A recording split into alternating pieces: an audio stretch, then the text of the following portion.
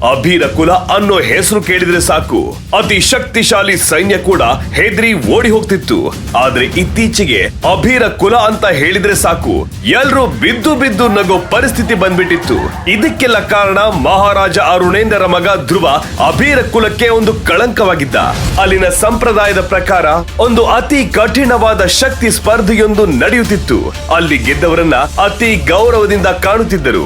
ಅಭಿರ ಕುಲದ ಪ್ರತಿಯೊಬ್ಬ ಅರಸನು ತನ್ನ ಅತಿ ಚಿಕ್ಕ ವಯಸ್ಸಿನಲ್ಲಿ ಈ ಸ್ಪರ್ಧೆಯಲ್ಲಿ ಗೆದ್ದಿದ್ರು. ಆದ್ರೆ ಧ್ರುವ 18 ವರ್ಷದವನಾದ್ರೂ ಶಕ್ತಿ ಸ್ಪರ್ಧೆಯಲ್ಲಿ ಗೆಲ್ಲುವುದು ಮಾತ್ರವಲ್ಲ, ಗೆಲುವಿನ ಆಸುಪಾಸು ತಲುಪಿರಲಿಲ್ಲ. ಇದು ನಗರದ ಪ್ರಜೆಗಳಿಗೆ ಹಾಗೂ ರಾಜ ಅರುಣೇಂದ್ರರಿಗೆ ಚಿಂತೆಯ ಸಂಗತಿಯಾಗಿತ್ತು. ಯುವರಾಜ ಧ್ರುವ ಎಷ್ಟೇ ಕಷ್ಟಪಟ್ಟರು ಅವನ ಶಕ್ತಿ ನಕ್ಷತ್ರ ಮಾತ್ರ ಹೆಚ್ಚಾಗ್ತಿರ್ಲಿಲ್ಲ. ಇದರಿಂದ ಅವನು ಕೂಡ ಮನ್ಸಲ್ಲಿ ಕುಗ್ಗು ಹೋಗಿದ್ದ. ಒಂದು ದಿನ ಎಂದಿನಂತೆ ರಾಜ್ಯ ಸಂಚಾರಕ್ಕೆ ಹೋಗಿದ್ದಾಗ ಧ್ರುವನ ಕಿವಿಗೆ ಪ್ರಜೆಗಳು ತನ್ನ ಬಗ್ಗೆ ಕೆಟ್ಟದಾಗಿ ಮಾತಾಡೋದು ಕಿವಿಗೆ ಬಿತ್ತು. ನಿಂಗೊಂದು ವಿಷಯ ಗೊತ್ತಾ? ಆ ಧ್ರುವ ಇದ್ದಾನಲ್ಲ, ಅವನು ಮಹಾರಾಜ ಅರುಣೇಂದ್ರನ ನಿಜವಾದ ಮಗನೇ ಅಲ್ಲ ಅಂತೆ. ಅರಮನೆಯಲ್ಲಿ ಯಾರೋ ಹೇಳ್ತಿದ್ರು. ಹೌದು, ಅದಕ್ಕೆ ಅವನು ಅಷ್ಟು ಹೇಳಿ ಅಯೋಗ್ಯ. ನನಗೆ ಯಾಕೋ ಈ ಸತ್ತೋಗಿರೋ ಅವನಮ್ಮ ಮಹಾರಾಣಿ ಅವಂತಿಕಾಳ ನಡತೆಯ ಮೇಲೇನೆ ಸಂಶಯ.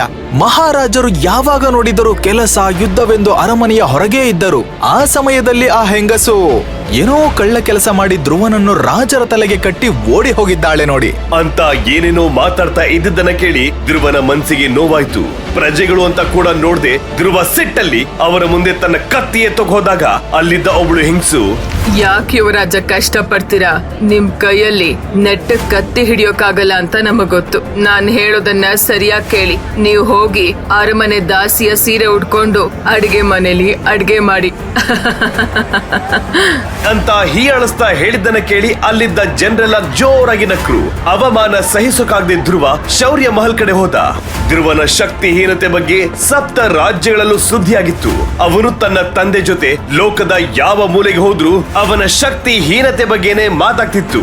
ಇವೆಲ್ಲವನ್ನ ಕೇಳಿ ಧ್ರುವ ಬೇಸತ್ತಿದ್ದ. ಇಷ್ಟು ಸಾಲದು ಅಂತ ಧ್ರುವನಿಗೆ ವರ್ಷ 18 ಕಳೆದ್ರು ಕಂಕಣ ಭಾಗ್ಯ ಕೂಡಿ ಬರ್ತಿರ್ಲಿಲ್ಲ. ಆಸ್ಥಾನದ ಮಂತ್ರಿಗಳು ಧ್ರುವನಿಗೆ ಒಂದು ಮದುವೆ ಆದ್ರೆ ಅವನು ತನ್ನಿಂತಾನೆ ಸರಿ ಹೋಗಬಹುದು ಅಂತ ಹೇಳಿದ್ದನ್ನ ಕೇಳಿ ರಾಜ ಅರುಣೇಂದ್ರ ಎಲ್ಲಾ ರಾಜ್ಯಗಳಿಗೂ ವಧು ಬೇಕಾಗಿದ್ದಾಳೆ ಅಂತ ಒಂದು ಪತ್ರವನ್ನ ಬರ್ದ್ ಕಳಿಸಿದ್ರು. ಆದ್ರೆ ತಿಂಗಳಾದ್ರೂ ಅವರ ಪತ್ರಕ್ಕೆ ಒಂದೇ ಒಂದು ಉತ್ತರ ಬಂದಿರಲಿಲ್ಲ. ಇದರಿಂದಾಗಿ ಪ್ರಜೆಗಳೆಲ್ಲ ಧ್ರುವನ ಬಗ್ಗೆ ಮತ್ತಷ್ಟು ಕೆಟ್ಟದಾಗಿ ಮಾತಾಡೋಕೆ ಶುರು ಮಾಡಿದ್ರು. ಹೀಗಿರುವಾಗ ಒಂದಿನ ಶೌರ್ಯ ಮಹಲ್ ನಲ್ಲಿ ಯಾರು ಊಹಿಸದ ಒಂದು ವಿಚಿತ್ರ ಘಟನೆ ನಡೆಯಿತು. ಅತಿ ಶಕ್ತಿಶಾಲಿ ರಾಜ ಮನೆತನಗಳಲ್ಲಿ ಒಂದಾದ ಅಂಬರ ಕುಲದ ರಾಜನಾದ ಕಾಲಕೇಯ ತನ್ನ ಮಗಳಾದ ಯುವರಾಣಿ ಅಂಬಾಲಿಕೆ ಜೊತೆ ಸಭಾಂಗಣದಲ್ಲಿ ಧ್ರುವನಿಗಾಗಿ ಕಾದು ನಿಂತಿದ್ರು. ಅವರು ಧ್ರುವನ ಕಡೆ ಒಮ್ಮೆ ನೋಡಿ ಮತ್ತೆ ರಾಜ ಅರುಣೇಂದ್ರರ ಬಳಿ ಮದುವೆಯ ಪ್ರಸ್ತಾಪ ಮಾಡಿದ್ರು. ಇದನ್ನ ಕೇಳಿ ರಾಜ ಅರುಣೇಂದ್ರರಿಗೆ ಕಾಲ ಕೆಳಗಿನ ಭೂಮಿಯೇ ಕುಸ್ತಂತಾಯ್ತು. ಯಾಕಂದ್ರೆ ಯುವರಾಣಿ ಅಂಬಾಲಿಕೆ ತನ್ನ ಸಣ್ಣ ವಯಸ್ಸಲ್ಲೇ ಶಕ್ತಿ ಸ್ಪರ್ಧೆಯನ್ನ ಗೆದ್ದು ಮಹಾರಥಿ ಪದವಿಯನ್ನ ಪಡೆದಿದ್ದಳು. ಅದು ಅಲ್ಲದೆ ಅವಳನ್ನ ಸೋಲಿಸುವುದು ಯಾರಿಂದಲೂ ಸಾಧ್ಯವೇ ಇರಲಿಲ್ಲ. ಹಾಗೆಯೇ ಅವಳ ಸೌಂದರ್ಯ ನೋಡಿ ಅತಿ ಶ್ರೀಮಂತ ಮನೆತನಗಳು ತಮ್ಮ ಸೊತ್ತನ್ನೆಲ್ಲ ಮಾರಿ ಅವಳನ್ನ ಮದುವೆಯಾಗಲು ಮುಂದೆ ಬರ್ತಿದ್ರು. ಅಂತ ಹೆಣ್ಣು ಧ್ರುವನಂತಹ ಶಕ್ತಿಹೀನನನ್ನ ಮದುವೆಯಾಗಲು ಬಂದಿರುವುದು ನಂಬಲಾರದ ವಿಷಯವಾಗಿತ್ತು. ಆದ್ರೆ ರಾಜ ಅರುಣೇಂದ್ರ ಕಾಲಕೇಯನ ಬಳಿ ಬಂದು ಈ ಸಂಬಂಧ ಮುಂದುವರಿಯೋದು ಬೇಡ ಅಂತ ಹೇಳಿದ್ರು. ಅದಕ್ಕೆ ಕಾಲಕೇಯ ಅವರ ಬಳಿ ಅಂಬಾಲಿಕೆ ಮತ್ತೆ ಧ್ರುವನ ಮದುವೆ ಅದೊಂದು ರಹಸ್ಯ ಕಾರಣಕ್ಕೆ ಆಗ್ಲೇಬೇಕು ಅಂತ ಹೇಳಿದ್ದನ್ನ ಕೇಳಿ ರಾಜ ಅರುಣೇಂದ್ರರಿಗೆ ಬೇರೆ ದಾರಿ ಇರ್ಲಿಲ್ಲ. ಅವರು ಸರಿ ಅಂತ ತಲೆ ಆಡಿಸಿದ್ರು. ಧ್ರುವನಿಗೆ ಕೊನೆಗೂ ತನ್ನ ಜೀವನದಲ್ಲಿ ಒಳ್ಳೆ ದಿನಗಳು ಬರಲಿವೆ ಅಂತ ಖುಷಿ ಆಯ್ತು. ಧ್ರುವ ಮತ್ತೆ ಅಂಬಾಲಿಕೆಯ ಜೋಡಿ ನೋಡಿ ಊರಲ್ಲೆಲ್ಲ ಜೋಡಿ ಅಂದ್ರೆ ಹೀಗಿರ್ಬೇಕಂತ ಮಾತಾಡ್ಕೊಳ್ತಿದ್ರು. ಹೀಗಿದ್ದಾಗ ಒಂದಿನ ಅಂಬಾಲಿಕೆ ಬಳಿ ಧ್ರುವ, ಅಂಬಾಲಿಕೆ, ನೀನು ಮಹಾರಥಿ ಪದವಿಯನ್ನ ಪಡೆದ ವೀರ ಯೋಧೆ.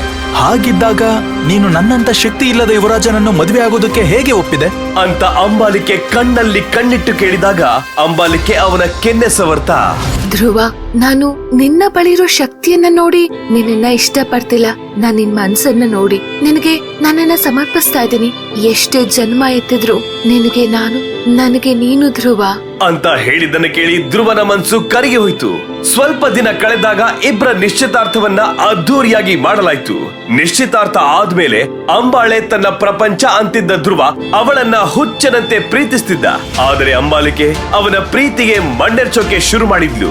ದಿನ ಕಳಿತಿದ್ದಂತೆ ಅವಳು ಧ್ರುವನನ್ನ ಕಾಲ ಕಸದಂತೆ ನೋಡೋಕೆ ಶುರು ಮಾಡಿದ್ಲು. ತನ್ನನ್ನ ಮದುವೆ ಆಗ್ಬೇಕಂತ ಕೇಳ್ಕೊಂಡ ಮೇಲೂ ಅವಳು ಯಾಕೆ ಹೀಗೆ ನಡ್ಕೊಳ್ತಿದ್ದಾಳೆ ಅನ್ನೋ ಅನುಮಾನ ಬಿಟ್ಟು ಬಿಡದಂತೆ ಧ್ರುವನನ್ನ ಕಾಡ್ತಾ ಇತ್ತು. ಅಂಬಾಲಿಕೆ ಹತ್ರ ಹೋಗಿ ಕೇಳೋಣ ಅಂದ್ರೆ ಅವನಿಗೆ ಯಾಕೋ ಧೈರ್ಯ ಸಾಲ್ತಿರ್ಲಿಲ್ಲ. ಒಂದು ದಿನ ಧ್ರುವ ರಾಜ್ಯ ಸಂಚಾರ ಮಾಡ್ತಿದ್ದಾಗ ಅಂಬಾಲಿಕೆ ಮತ್ತೆ ಧ್ರುವನ ದೂರದ ಸಹೋದರ ದರ್ಶಿಕ್ ಪರಸ್ಪರ ಆಲಿಂಗನದಲ್ಲಿ ಇರೋದನ್ನ ಧ್ರುವ ನೋಡ್ದ. ಸಿಟ್ಟಲ್ಲಿ ಅವನು ಅಂಬಾಲಿಕೆ ಬಳಿ ಬಂದು, ಅಂಬಾಲಿಕೆ, ನನ್ನ ಜೊತೆ ನಿಶ್ಚಯ ಮಾಡ್ಕೊಂಡು ಪ್ರೀತಿ ಪ್ರೇಮ ಅಂತೆಲ್ಲ ಹೇಳಿ ನನ್ನನ್ನ ನಂಬಿಸಿ ಈ ತರ ಪರಗಂಡಸಿನ ಜೊತೆ ಚಕ್ಕಂದಾಡೋದಕ್ಕೆ ನಾಚಿಕೆ ಆಗಲ್ವಾ ಅಂತ ಹೇಳಿದ್ದನ್ನ ಕೇಳಿ ಅಂಬಾಲಿಕೆ ಸಿಡಿದೆದ್ಲು. ಬಾಯ್ ಮುಚ್ಚು ಧ್ರುವ, ನಿನ್ನಂತ ಲೂಸರ್ನ ಮದ್ವೆ ಆಗೋದಕ್ಕಿಂತ ದರ್ಶಿಕ್ನಂತ ಶಕ್ತಿಶಾಲಿಯನ್ನ ಮದ್ವೆ ಆದ್ರೆ ಕಷ್ಟ ಕಾಲದಲ್ಲಿ ಅವನು ನನಗೆ ಸಹಾಯ ಮಾಡೋಕಾದ್ರೂ ಬರ್ತಾನೆ.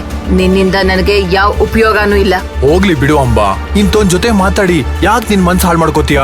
ಇವನ್ನೆಲ್ಲ ನಿನ್ ಮನೆ ಕಾಯೋಕೆ ಯೋಗ್ಯನಲ್ಲ ಅಂತ ಹೇಳಿದ್ದನ್ನ ಕೇಳಿ ಧ್ರುವನ ಕಣ್ಣು ಕೆಂಪಾಯ್ತು. ಅದನ್ನ ಗಮನಿಸಿದ ದರ್ಶಿಕ್, ಏನ್ ಹಂಗ್ ನೋಡ್ತಾ ಇದೀಯಾ? ಕಣ್ಣು ಗುಡ್ಡೆ ಕಿತ್ತು ಕೈಯಲ್ಲಿ ಕೊಡ್ತೀನಿ ನೋಡು, ತೊಲಗೋ ಇಲ್ಲಿಂದ ಅಂತ ಹೇಳಿ ಅಂಬಾಲಿಕೆ ಕೈ ಹಿಡ್ಕೊಂಡು ಅಲ್ಲಿಂದ ಹೋಗ್ತಾನೆ. ಇದೆಲ್ಲ ಆಗಿ ಸ್ವಲ್ಪ ದಿನದಲ್ಲಿ ಅಂಬಾಲಿಕೆ ಶೌರ್ಯ ಮಹಲ್ಗೆ ಬಂದು ಗಲಾಟೆ ಮಾಡೋಕೆ ಶುರು ಮಾಡಿದ್ಲು. ಇಲ್ ಕೇಳು ಧ್ರುವ, ನಾನ್ ನಿನ್ನ ಪ್ರೀತಿಸಿ ಮದ್ವೆ ಆಗ್ಬೇಕು ಅಂತ ಬಂದಿರ್ಲಿಲ್ಲ. ಹೀಗ್ ಮಾಡು ಅಂತ ನನ್ ತಂದೆ ಹೇಳಿದಾಗ ಅವ್ರ ಮಾತನ್ನ ತಳ್ಳಿ ಹಾಕೋಕಾಗದೆ ಒಪ್ಕೊಂಡೆ. ಇಲ್ಲ ಅಂದ್ರೆ ನಿನ್ನಂತ ಹೇಡಿಯನ್ನ ಕಣ್ಣೆತ್ತಿಯೂ ನೋಡಲ್ಲ ನಾನು.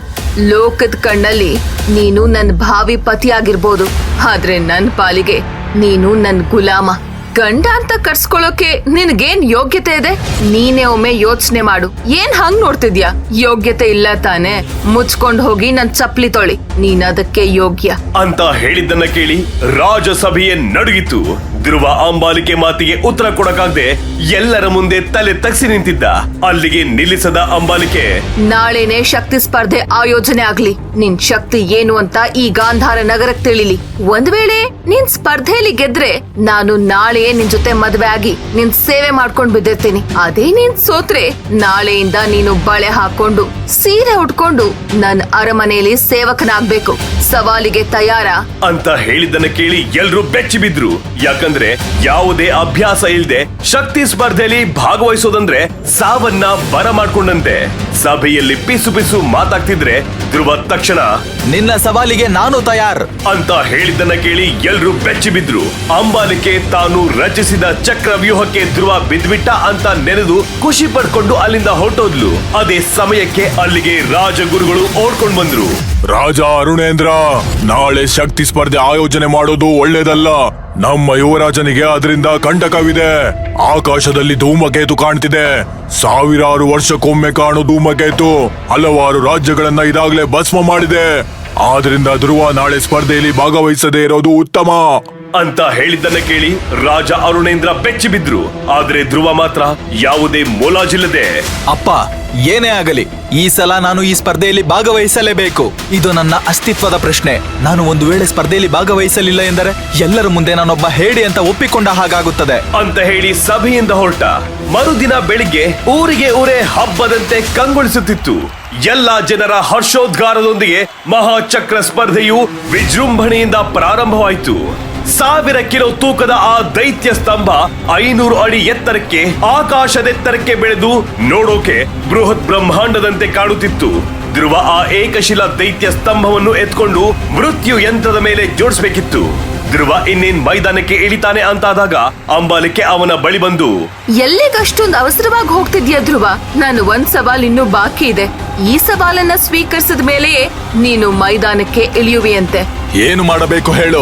ಯಾವುದೇ ಸವಾಲಾಗಿದ್ದರೂ ನನ್ನ ಮಗ ಅದನ್ನು ಮಾಡಿ ಮುಗಿಸುತ್ತಾನೆ ಅಂತ ಅರುಣೇಂದ್ರ ತನ್ನ ಮಗನ ಪರವಾಗಿ ಹೇಳಿದಾಗ ಅಂಬಾಲಿಕೆ ಕುಹುಕವಾಗಿ ನಗ್ತಾ ಒಂದು ಪಾನೀಯವನ್ನ ಕೈಗೆತ್ತಿ, ಧ್ರುವಾಗೆ ಈ ಪಾನೀಯವನ್ನ ಈಗ್ಲೇ ಕುಡಿಯೋಕ್ ಹೇಳಿ ಅಂತ ಅವಳು ಸೀಸೆಯಲ್ಲಿದ್ದ ಕೆಂಪು ಬಣ್ಣದ ಪಾನೀಯವನ್ನ ಕೊಟ್ಟಾಗ ಅದನ್ನು ನೋಡಿದ ಅರುಣೇಂದ್ರ ಮತ್ತು ಎಲ್ಲರೂ ಬೆಚ್ಚಿ ಬಿದ್ದರು. ಇದು ಸಹಸ್ರಧಾರ, ಘೋರವಾದ ವಿಷಕಾರಿ ಗುಣವನ್ನ ಇದು ಹೊಂದಿದೆ. ನೀನು ಧ್ರುವನನ್ನು ಕೊಲ್ಲುವುದಕ್ಕೆ ಸಂಚು ರೂಪಿಸಿದ್ದೀಯಾ ಅಂಬಾಲಿಕೆ ಅಂತ ಹೇಳಿದಾಗ ಅಂಬಾಲಿಕೆ ಧ್ರುವನ ಗಂಡಸ್ತನದ ಬಗ್ಗೆ ಮತ್ತಷ್ಟು ಕೆಟ್ಟದಾಗಿ ಮಾತಾಡೋಕೆ ಶುರು ಮಾಡಿದ್ಲು. ಅದಾಗ್ಲೇ ಮಾನಸಿಕ ತಳಮಳದಲ್ಲಿದ್ದ ಧ್ರುವ ಅಂಬಾಲಿಕೆಯ ಮಾತನ್ನ ಸಹಿಸೋಕಾಗದೆ ಅವಳ ಬಳಿ ಬಂದು ಕೈಯಿಂದ ಪಾನೀಯವನ್ನ ತೆಗೆದು ಒಂದೇ ಗುಟುಕಿಗೆ ಕುಡ್ದೆ ಬಿಟ್ಟ. ಅದನ್ನು ಕಂಡು ಅಂಬಾಲಿಕೆ ಧ್ರುವ ಇವತ್ತಿಗೆ ಸತ್ತೇ ಹೋದ ಅಂತ ಯೋಚನೆ ಮಾಡಿದ್ರೆ ಇದೇನ್ ಮಾಡ್ದೆ ಮಗನೆ ಅಂತ ಅರುಣೇಂದ್ರ ಕಣ್ಣೀರ್ ಹಾಕಿದ್ರು. ಪಾನೀಯ ಕುಡ್ದ ಧ್ರುವ ದೈತ್ಯ ಕಂಬದ ಬಳಿ ಬಂದು ಅದನ್ನ ಇನ್ನೇನ್ ತನ್ನ ಕೈಯಿಂದ ಎತ್ತೋಕೆ ಹೊರಟಾಗ ಅವನ ಕೈಯಲ್ಲಿದ್ದ ಅವನ ಅಮ್ಮ ಕೊಟ್ಟಿರೋ ಕಡಗದಿಂದ ಒಂದು ವಿಚಿತ್ರ ಬೆಳಕು ಹೊರಬಂತು. ಆ ಬೆಳಕು ಅಲ್ಲಿ ನೆರೆದಿದ್ದ ಜನರ ಕಣ್ಣು ಮುಚ್ಚೋ ಹಾಗೆ ಮಾಡಿದ್ರೆ ಅದೇ ಸಮಯಕ್ಕೆ ಭೂಮಿ ಇಬ್ಬಾಗವಾಗಿ ಅಲ್ಲಿ ಯಾರು ಊಹಿಸದಂತ ಒಂದು ಭೀಕರ ಘಟನೆ ನಡೆಯಿತು. ಅದನ್ನು ನೋಡಿ ಅಂಬಾಲಿಕೆ, ರಾಜ ಅರುಣೇಂದ್ರ ಹಾಗೂ ಅಲ್ಲಿ ನೆರೆದ ಜನರೆಲ್ಲ ಬೆಚ್ಚಿ ಬಿದ್ರು. ಹಾಗಾದ್ರೆ ಅಲ್ಲಿ ನಡೆದ ಆ ಭೀಕರ ಘಟನೆ ಏನು? ಧ್ರುವನ ಕೈಯಲ್ಲಿದ್ದ ಕಡಗದಿಂದ ಬಂದ ಬೆಳಕು ಏನ್ ಮಾಡ್ತು? ಅಂಬಾಲಿಕೆ ಧ್ರುವನಿಗೆ ನೀಡಿದ ಪಾನೀಯ ಯಾವುದು? ಅವಳ್ಯಾಕೆ ಧ್ರುವನ ಜೊತೆ ಪ್ರೀತಿಯ ನಾಟಕವಾಡಿ ಕೊನೆಗೆ ಕೈ ಕೊಟ್ಟಿದ್ದು? ಧ್ರುವ ಜೀವನದಲ್ಲಿ ಒಮ್ಮೆಯಾದ್ರೂ ಶಕ್ತಿಶಾಲಿ ಮಹಾರಥಿ ಅಂತ ಕರ್ಸ್ಕೋತಾನ? ಈಗಲೇ ಡೌನ್ಲೋಡ್ ಮಾಡಿ ಪಾಕೆಟ್ FM ಮತ್ತು ಕೇಳಿ ಯೋಧ. ಲಿಂಕ್ ಡಿಸ್ಕ್ರಿಪ್ಷನ್ ನಲ್ಲಿ ಇದೆ.